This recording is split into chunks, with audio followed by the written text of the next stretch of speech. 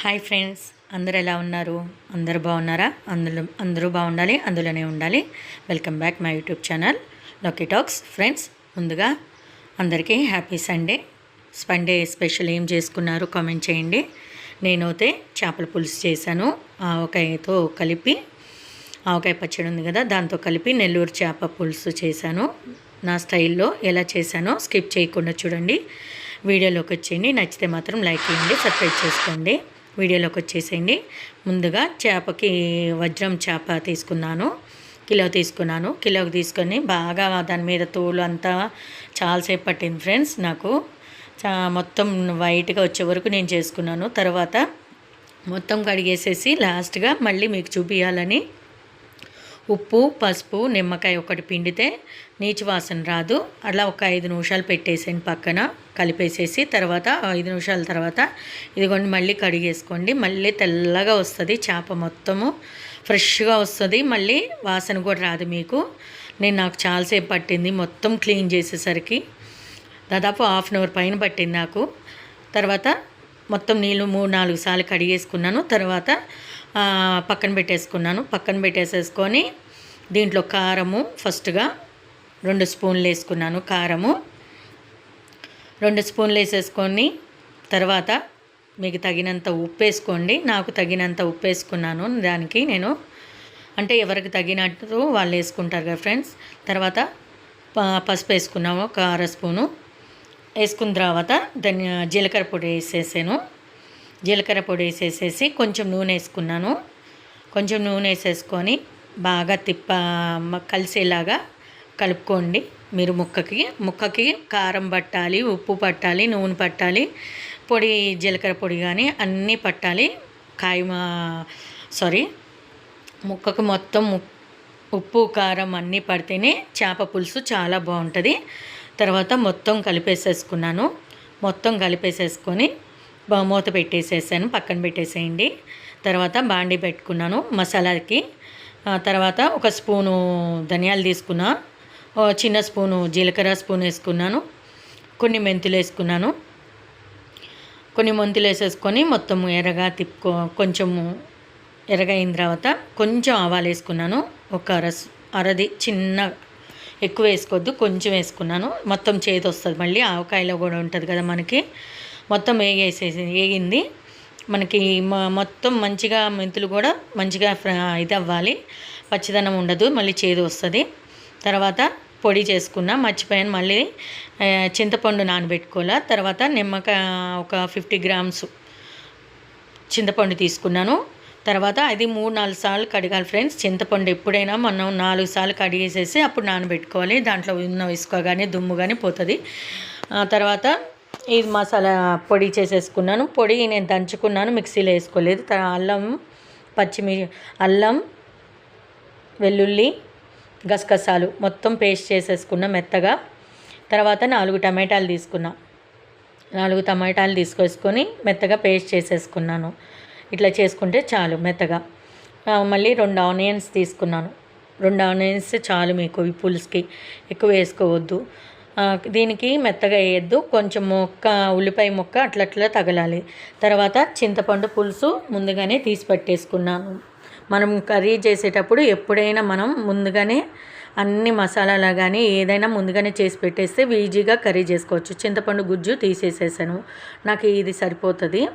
తర్వాత బాండీ పెట్టుకొని చేప పులుసుకి కొంచెం ఆయిల్ ఎక్కువ పడుతుంది, కొంచెం ఆయిల్ వేసుకోండి మీకు తగినట్టు. తర్వాత ఆనియన్స్ వేసుకున్నాను. చూడండి గుజ్జు అవ్వలేదు, కొంచెం అక్కడక్కడ ఆనియన్స్ ఉండాలి ఖచ్చితంగా, అలా ఉంటేనే బాగుంటుంది. తర్వాత కొంచెం వేగిన తర్వాత తిప్పేసుకున్న తర్వాత కొంచెం పసుపు వేసుకున్నాను. పసుపు వేసుకొని మళ్ళీ ఒకసారి తిప్పుకున్నాను. అలా ఒక 5 నిమిషాలు అట్లా వదిలేసేయండి ఆనియన్స్. తర్వాత కరివేపాకు, పచ్చిమిరపకాయలు పొడుగ్గా మధ్యలోకి చీల్చేసుకున్నాను. ఒక 6 కాయలు వేసుకున్నాను. 6 కాయలు వేసేసుకొని మళ్ళీ గరిటతో మళ్ళీ ఒకసారి తిప్పుకున్నాను. తిప్పుకున్న తర్వాత అట్లా 5 పచ్చి వాసన పోయే వరకు ఉల్లిపాయ అలా ఒక 5 నిమిషాలు మీరు తిప్పండి దగ్గరుండి. తర్వాత టమాటా మనం గుజ్జు దాంట్లో వేసేసేయాలి. గుజ్జు వేసేసి 2 మిక్స్ అయ్యేట్లాగా ఆనియను టమాటా గుజ్జు మొత్తం కలిసిపోయేలాగా గరిటతో మీరు తిప్పుకోండి. మొత్తం తిప్పుకున్న తర్వాత ఒక 5 నిమిషాలు దాంట్లో వదిలేసేయండి. కొంచెం మళ్ళీ 5 నిమిషాలు అయిన తర్వాత మళ్ళీ కొంచెం వస్తుంది, మళ్ళీ గరిటతో మళ్ళీ తిప్పుకోండి. ఇదిగోండి ఆనియన్స్ అన్నీ వేగిపోయినాయి, టమాటా గుజ్జు ఇట్లా మన నూనె పైకి వచ్చేస్తుంది. తర్వాత మనం ఇది మసాలా వేసేసాము. ఇది అల్లం వెల్లుల్లి గసగసాలు మొత్తం పేస్ట్ వేసాం కదా, అది మొత్తం వేసేసి మొత్తం దీంట్లో కలిసిపోయేలాగా మొత్తం తిప్పేసుకున్న గరిటతో తిప్పేసేసుకొని మూత పెట్టేసుకున్న. పచ్చివాసన పోవాలి ఫ్రెండ్, పచ్చివాసన పోతే కూర అంత టేస్ట్ ఉండదు. మొత్తం నిదానంగా అయినా పచ్చివాసన సిమ్లో పెట్టుకొని పచ్చివాసన పోయేలాగా వేయించుకోండి దగ్గరుండి. నూనె కూడా ఇది కూడా పైకి వచ్చేస్తుంది, మనకి వచ్చేస్తే మనకి మసాలా కొంచెం వేగినట్టు. ఇదిగోండి ఆవకాయ నేను దాదాపు 10 ముక్కల దాకా తీసుకున్నాను. నా దగ్గర మామిడికాయ లేదు, కానీ ఆవకాయ వేసి చేసి చూడండి, చాలా బాగుంటుంది. 10 ముక్కలు దాకా వేసుకున్న. దాంట్లో మనకి ఆవకాయ గుజ్జు కూడా ఉంటుంది, కారము మొత్తం అది వేసేసేసుకొని ఆవకాయ మొత్తం కలిసిపోయేలాగా దాంట్లో మసాలాలో మొత్తం కలిసిపోయేలాగా తిప్పుకొని గరిటతో ఒక 5 నిమిషాలు అట్లా తిప్పుకుంటూ ఉండాలి. తిప్పుకున్న తర్వాత ఇదిగోండి ఇట్లా పైకి వచ్చేస్తుంది. ఇట్లా కూడా ఆయిల్ పైకి, ఏదైనా మనం మసాలా మొత్తం పచ్చివాసన పోతే మొత్తం మనకి వేగిన తర్వాత ఆయిల్ పైకి వచ్చేస్తుంది. ఇది జీలకర్ర, ధనియాలు, మెంతులు, ఆవాలు వేసుకున్నాం కదా ఫ్రెండ్స్, అది పొడి 2 స్పూన్లు వేసుకున్నాను. 2 స్పూన్లు వేసేసుకొని మళ్ళీ గరిటతో తిప్పేసుకున్నాను. ఏదైనా మన సిమ్లో పెట్టుకొని స్టవ్ దగ్గర మంచిగా చేసుకుంటే ఇది అవుతుంది ఫ్రెండ్స్.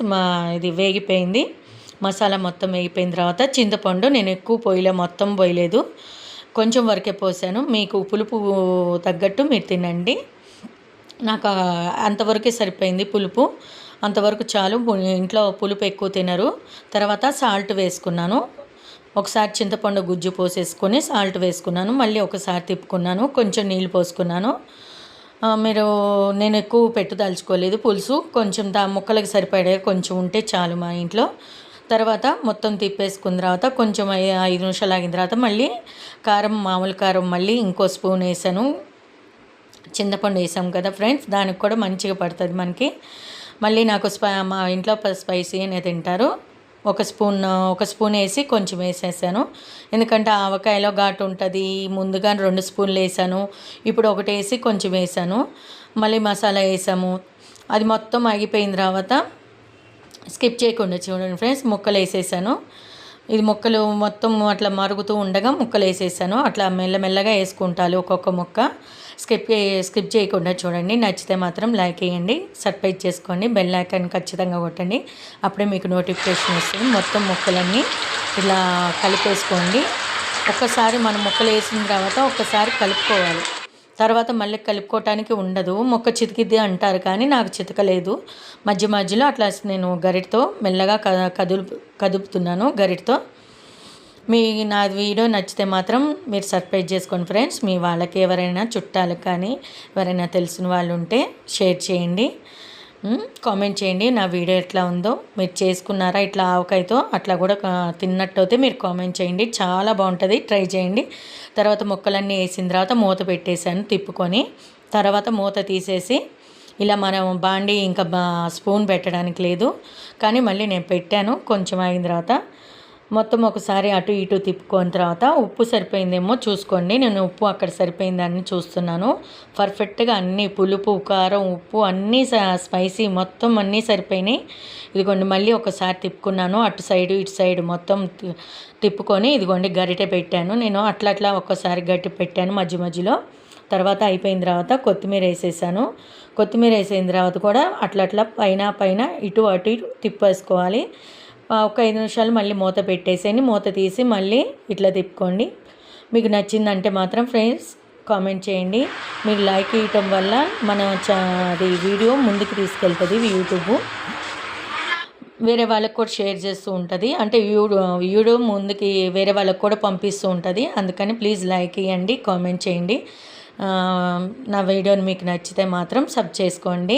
నేను ఎక్కువ చదువుకోలే. ఇదిగోండి చేపల పులుసు మొత్తం అయిపోయింది ప్లేట్లో. ఇది వేడి అన్నంలో మరుసటి రోజు కూడా ఇప్పుడు ఎమ్మటే కదిలించకూడదు. అయిపోయిన తర్వాత కొంచెం చల్లారిన తర్వాత మీకు చూపించడానికి 4 ముక్కలు తీసాను. 4 ముక్కలు చూపించి మీ ప్లేట్లో పెట్టాను.